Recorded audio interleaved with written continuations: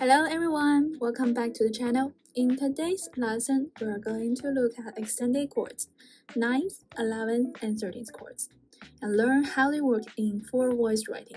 I will walk you through how these chords are built, which notes we keep or omit, and how they resolve smoothly to the tonic. Let's get started. Here is what we are going to focus on today. First, we will look at the factors most used in four-voice writing, which notes we keep and which notes we normally omit in 9th, 11th, and 13th chords. Second, we will learn how to apply 9th, 11th, and 13th chords in real four-voice writing, so you can see how these chords actually work on the page. Third, we will talk about resolution, how these extended chords move to the tonic, and the important voice leading rules you should remember. And finally, we will finish with some practice, so you can try writing these chords and resolutions yourself. Alright, let's get started.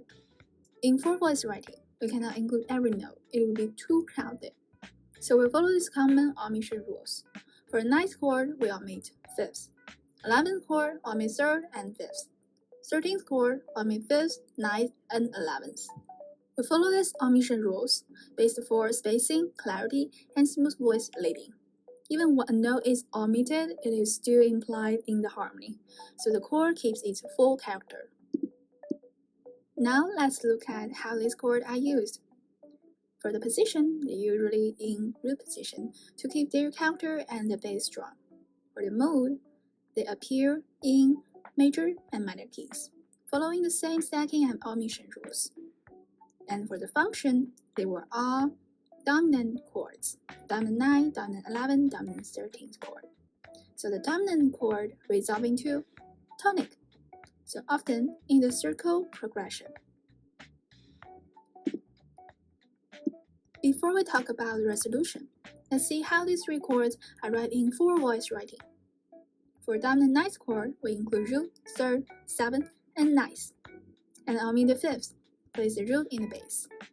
Dominant 11th chord, we omit 3rd and 5th, leaving root, 7th, 9th, and 11th. Dominant 13th chord, we omit the 5th, 9th, and 11th, keeping root, 3rd, 7th, and 13th. From here, you might be concerning why only dominant 11th chord omit the 3rd, because usually 3rd note help us identify the function of the chord. Now, let's see the reason.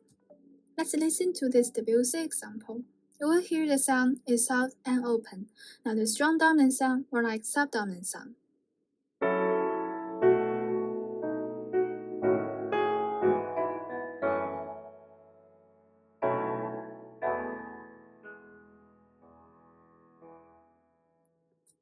The reason is simple.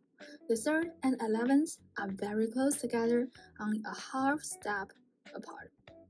That clash sound harsh and muddy in four voices.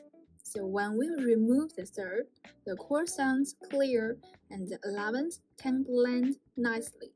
That's why composers often omit the 3rd in the 11th chord. Now we will look at how these chords resolve.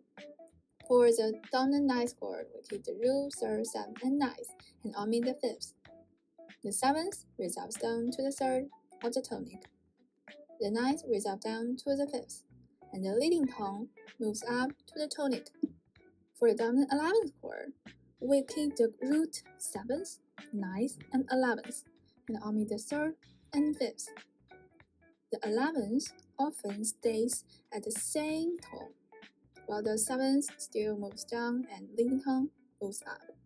For dominant 13th chord, we keep the root, 3rd, 7th, and the 13th. Omit 5th, 9th, and 11th. The 13th note, which is E in C major, often in the soprano, resolve down a 3rd to the tonic tone, which is C.